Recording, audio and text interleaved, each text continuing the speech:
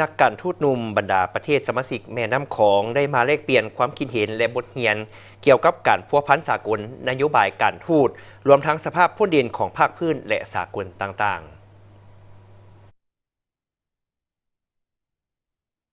เพื่อสร้างกิจกรรมเฉลิมฉลองการสร้างตั้งขอบการห่วมมือแม่น้ำของแม่น้ำลานสร้างครบรอบ9 ปี23 มีนาคม 2016 หา23 มีนาคม 2025กระทรวงการต่างประเทศได้จัดกองประชุมเวทีนักการทูตหนุ่มขึ้นในตอนเช้าวันที่20 มีนาคม 2025ที่นครหลวงเวียงจันทน์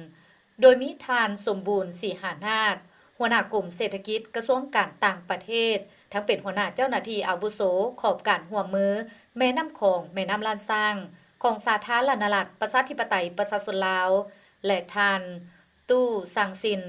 หัวหน้าแผนกการเมืองสถานเอกอัครราชทูตสาธารณรัฐประชาชนจีนประจำสาธารณรัฐประชาธิปไตยประชาชนลาวมีบรรดาประเทศสมาชิกแม่น้ำของกัมพูเชียลาวเมียนมาไทยเวียดนามและภาคส่วนเกี่ยวของเข้าร่วมกิจกรรมครั้งนี้จัดขึ้นโดยได้รับทุนสนับสนุนจากกองทุนพิเศษแม่น้ำของแม่น้ำลานสร้างเพื่อสร้างเวทีให้นักการทูตหนุ่มจากบรรดาประเทศสมาชิกแม่น้ำของได้มาแลกเปลี่ยนความคิดเห็นและบทเรียนเกี่ยวกับการพัวพันสากลนโยบายการทูตรวมทั้งสภาพพ้นเด่นของภาคพื้นและสากลต่างๆร่วมกันและสนทนาปัญหาอื่นๆในบทบาทของนักการทูตหนุ่มขอบการร่วมมือแม่น้ำของแม่น้ำลานสร้างแม่นรักษาสันติภาพเสถียรภาพพัฒนาการเป็นประเทศเพื่อนบ้านที่ดีดำเนินการร่วมมืออย่างเป็นรูปธรรมและส่งเสริมการพัฒนาแบบยืนยงให้มีผลประโยชน์ร่วมกันและส่องแสงให้เห็นความมุ่งหวังของบรรดาประเทศในอนุภาคพื้นบนพื้นฐาน3เสาค้ำคือการเมืองความมั่นคงเศรษฐกิจการพัฒนาแบบยืนยงและสังคมวัฒนธรรมและการแลกเปลี่ยนระหว่างประชาชนลงเลิก5คงเขตบุริมสิทธิ์คือการเสื่อมจอดความอาจสามารถด้านการผลิตอุตสาหกรรมเขตเศรษฐกิจข้ามซ้ายแดนการคุ้มครองแหล่งทรัพยากรน้ำกสิกรรมและการลดพ้นความทุกข์ยากในปี 2017 เป็นต้นมาสาธารณรัฐประชาธิปไตยประชาชนลาวได้รับโครงการจากกองทุนแม่น้ำของแม่น้ำลานสร้างทั้งหมด7งวด90โครงการมีมูลค่าทั้งหมด20 ล้านกว่าดอลลาร์สหรัฐการร่วมมือในต่อหน้าในขอบการร่วมมือแม่น้ำของแม่น้ำลานสร้างเนาะคิดว่าพวกเขากำลังสุ่มใส่อยู่3จุดใหญ่คือเนาะอันนึงก็เป็นการเสื่อมจอดอยู่ในภาคพื้นเนาะโดยการพวกเขาจะหันเอาประเทศอย่างเช่นคือสปป.ลาวพวกเขานี่ก็เป็นประเทศหนึ่งที่บ่มีชายแดนติดกับทะเลซึ่งเขาก็จะพยายามจะหันเอาประเทศที่บ่มีชายแดนติดทะเลไปเป็นกลายมาเป็นประเทศเสื่อมจอดในภาคพื้นเนาะพร้อมเดียวกันนั้นก็สุ่มใส่เรื่องการลดผ่อนความทุกข์ยากเนาะอยู่ในประเทศแม่น้ำของเนาะแล้วพร้อมเดียวกันนั้นก็อีกอันนึงก็เป็นจะมาเว้าใส่เรื่องการหันเป็นดิจิตอลถือว่าปัจจุบันนี้ถือว่า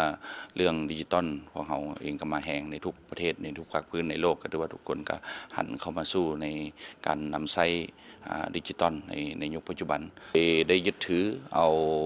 หลักการแห่งความเสมอภาคแล้วก็มีผลประโยชน์ร่วมกันแล้วก็สร้างความ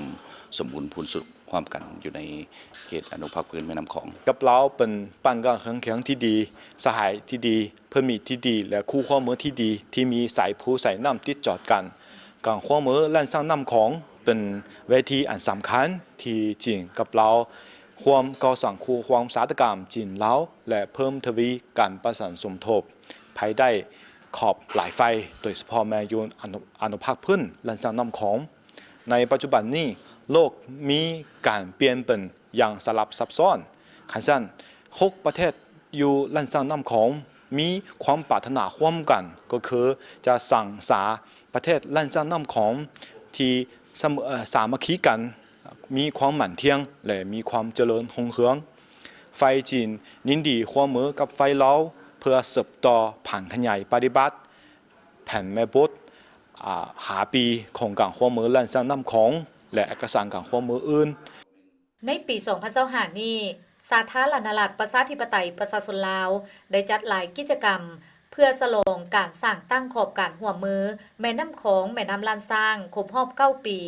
นอกจากกองประชุมเวทีสนทนาแล้ว ยังมีงานวางแสดงรูปภาพ การเคลื่อนไหวเวียกงานเกี่ยวกับการร่วมมือแม่น้ำของแม่น้ำลานสร้างตื่มอีก